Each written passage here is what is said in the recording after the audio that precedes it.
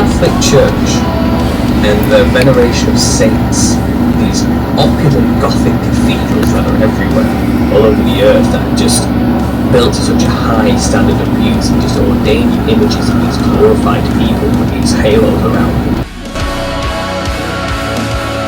The saints quite literally were around.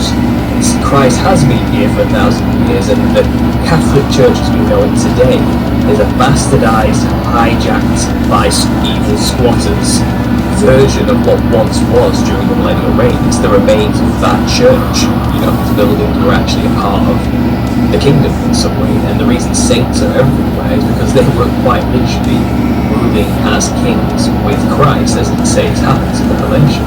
The first resurrection happens, and Abraham's bosom is released from Hades, and those who were martyred for his name's sake to be resurrected in their light bodies.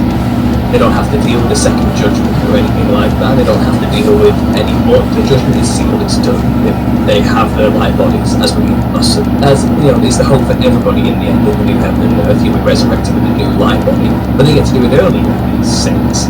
And they get to reign with Christ as kings for 1,000 years. Then once that ends, there's a little season where Satan's released, and he deceives all the nations. So there is a period of time in the Bible, biblically grounded, and it says, when the millennial reign has ended or expired. So it's a time period, it's a beginning and an end, a physical beginning and an end.